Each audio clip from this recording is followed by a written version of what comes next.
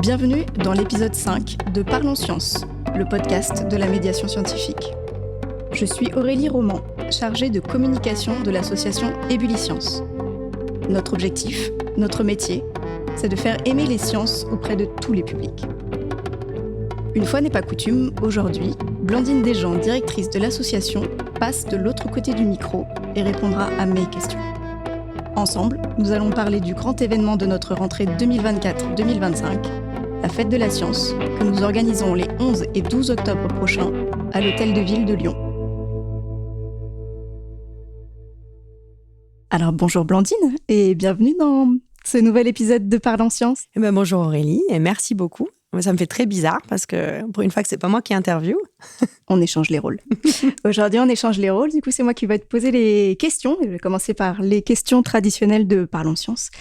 Quel était ton rapport aux sciences quand tu étais petite ? J'aimais pas les sciences. Voilà. Oui, en fait, c'est pas forcément. Enfin, quand j'étais à l'école élémentaire ou au collège ou au lycée, j'aimais pas les sciences. Alors, ça avait pas forcément d'impact sur mes résultats scolaires. C'est un peu d'ailleurs le comble. Mais je comprenais pas du tout pourquoi on m'enseignait ces matières. C'était très abstrait. Vraiment, c'était du par cœur, quoi. Donc, en fait, je suis arrivée à l'âge adulte en étant un jeune adulte, une jeune adulte qui n'aimait pas les sciences. Et du coup, pourquoi directrice d'Ébuliscience ? C'est une bonne question. Ça peut surprendre, effectivement. Regarde ce que j'ai dit juste avant. En fait, quand j'ai commencé mes études, j'ai voulu faire de la recherche et je me suis d'abord intéressée à la culture artistique. Ce qui m'intéressait beaucoup, c'était de comprendre pourquoi il n'y avait pas de démocratisation de la culture, en fait, de la culture artistique. Et cette question de la démocratisation et le fait tout simplement de commencer une thèse, ça m'a obligée à me poser des questions beaucoup plus globales. Et assez rapidement, je me suis dit, mais en fait, on parle toujours de culture artistique, mais pourquoi on ne parle jamais de culture scientifique ? Et donc, j'ai recherché des structures, associations, organismes qui proposaient de la culture scientifique et je suis tombée sur Ébuliscience, qui à l'époque recrutait. Donc, j'ai commencé comme chef de projet tout en faisant une thèse. Et puis ensuite, je suis devenue directrice adjointe et directrice de l'association. Et en fait, pourquoi ? En fait, la réponse, elle est assez simple. J'ai fait beaucoup de blabla pour arriver à un final très, très simple. C'est que Ébuliscience, en fait, m'a fait aimer les sciences. C'est grâce à Ébuliscience que j'ai compris qu'on pouvait prendre du plaisir à faire des sciences. Parfaite transition, du coup, puisqu'aujourd'hui, la thématique de cet épisode, c'est la fête de la science. Pourquoi c'est important de fêter la science en général et pourquoi c'est important pour Ébuliscience de fêter la science ? En fait, moi, c'est vrai que la fête de la science, c'est un mouvement national, c'est un événement national qui a lieu depuis des dizaines d'années, chaque année au mois d'octobre. Et moi, j'avais jamais vraiment compris, c'était plus quelque chose d'imposé, des dates obligatoires. Ce qui était important pour moi quand j'ai commencé à Ébuliscience, et pendant de nombreuses années, c'était surtout de recruter des médiateurs et des médiatrices scientifiques et de faire en sorte qu'ils puissent aller auprès de tous les publics, auprès des enfants, des adultes, en tous les milieux, pour justement continuer à poursuivre être dans cette question de la démocratisation de la culture scientifique. Et donc, faire de l'événementiel, faire la fête ne me paraissait pas être le plus important. Et puis, on a recruté il y a quelque temps une chargée de com. Ah bon ? Une super chargée de com, Aurélie, n'est-ce pas ? Et l'année dernière, en 2023, on s'est dit, 2023, c'est l'année des 25 ans d'Ébuliscience. Évidemment, comme toute bonne chargée de com, Aurélie, tu m'as dit, on va faire la fête. C'est un anniversaire, donc il faut qu'on fasse la fête. Donc, on a fait la fête. On a fait 3 événements à Lyon, à Villeurbanne et à Vaux-en-Velin, où il y a notre siège social. Et ces événements, cette fête, ça a super bien fonctionné. Il y a vraiment eu du public. C'était vraiment très festif. Aussi bien pour le public que pour les salariés.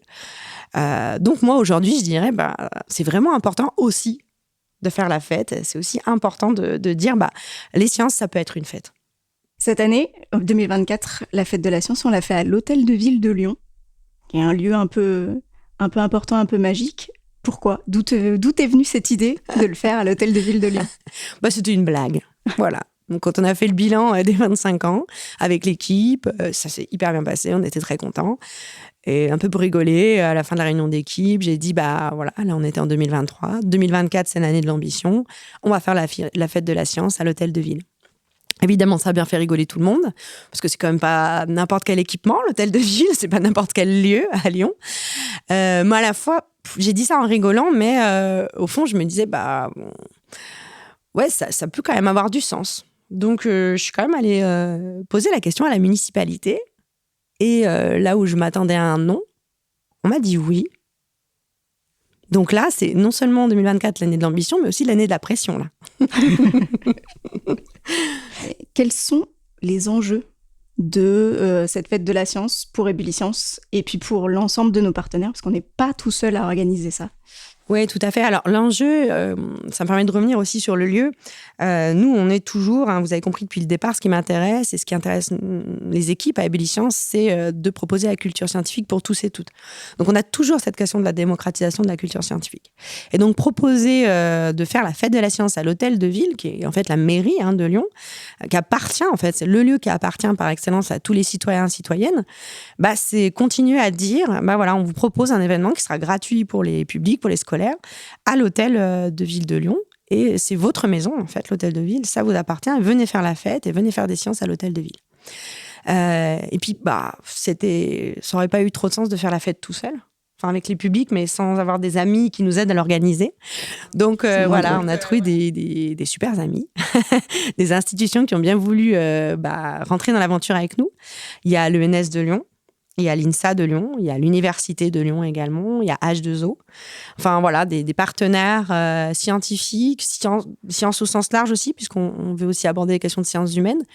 Mais en tout cas, voilà, on a la chance d'avoir des super partenaires qui ont tout de suite été partants. Alors, c'est vrai que le fait que ce soit l'hôtel de ville, ça a aidé, j'imagine. Tout le monde a envie de faire la fête de la science, en fait, à l'hôtel de ville. La thématique de l'année, la thématique nationale, c'est un océan de savoir. Ça t'inspire quoi, cette thématique?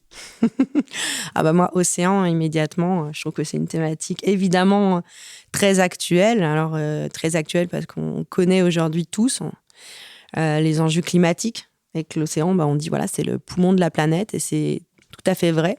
C'est tout à fait essentiel, en fait. Donc, océan, moi, je me suis dit, mais enfin, quoi, il faut absolument qu'on aborde ce sujet. De savoir, alors j'imagine que le jeu de mots était intéressant. Nous, au-delà des savoirs, ce qui nous intéresse surtout, c'est la question du pouvoir. Donc, je reviens à, on est dans la maison des citoyens et citoyennes et c'est dire aux gens, venez faire des expériences, venez vous rendre compte que vous pouvez agir. C'est vraiment le pouvoir d'agir. C'est-à-dire, on peut, en faisant des expériences, vous allez vous rendre compte que vous pouvez développer votre esprit critique, comprendre les grands enjeux actuels et notamment les enjeux climatiques, et on peut agir individuellement et collectif pour faire changer les choses parce que les choses peuvent encore changer. Aurélie, toi qui as pris ma place d'intervieweuse, je m'excuse, mais voilà, là j'ai envie de la reprendre en fait, parce que c'est toi qui as beaucoup travaillé dessus. Maintenant que j'ai bien expliqué la thématique et en quoi ça avait un sens pour Ébuliscience, est-ce que tu peux peut-être nous détailler le programme? Oui, je peux vous en dire quelques mots. Il y en aura pour tous les goûts. Pour faire de la science tout seul, pour faire de la science en groupe, faire de la science à l'école, avec les classes, faire de la science en famille, entre amis. Il y en aura pour tout le monde. Alors évidemment, il y aura nous, Ébuliscience. On va faire proposer tout un tas d'expériences sur la matérialité de l'eau, sur la pollution, et puis plein de choses qu'on va développer, qui sont en ingénierie actuellement chez nous. Après, il y aura de nombreux ateliers qui ont été créés et qui seront animés par des chercheurs, des chercheuses, du laboratoire H2O, par des étudiants, des étudiantes de l'INSA Lyon, de l'ENS. Il y aura des jeux de plateau, il y aura de la manipulation, de l'observation. Il y aura aussi l'occasion de rencontrer des scientifiques. On aura aussi la fresque océane, qui sera proposée, qui est un événement national. Il y aura une conférence de l'ENS d'une astrophysicienne qui s'appelle Isabelle Bauglin, qui va parler de l'impact du réchauffement climatique sur les femmes et qui sera accompagnée de Clémence Perronnet, qui nous parlera aussi de l'égalité des femmes. Et puis après, il y aura tout un tas de petits partenaires à côté qui vont venir faire des contes, il y aura des livres, il y aura des fresques artistiques participatives, il y aura plein de petites choses comme ça à venir découvrir. Et surtout, ce sera dans les salons et l'atrium de l'Hôtel de Ville de Lyon. Donc dans un lieu qui est quand même assez magique, l'occasion de venir faire des sciences dans un lieu chargé de culture. Merci Aurélie. Puis ne pas oublier que, comme d'habitude à Ébuliscience, mais c'est également le cas pour nos partenaires, ça sera de 3 à 103 ans. Mais si vous avez 104, vous pouvez venir aussi. Et ce sera les 11 et 12 octobre à l'Hôtel de Ville de Lyon. Merci Aurélie. Merci Blandine. C'est la fin de cet épisode sur la fête de la science. Nous espérons qu'il vous a plu. N'hésitez pas à liker et partager l'épisode et surtout, on vous attend nombreux et nombreuses les 11 et 12 octobre prochains à l'Hôtel de Ville de Lyon. À bientôt pour un prochain épisode de Parlons Science, le podcast de la médiation scientifique.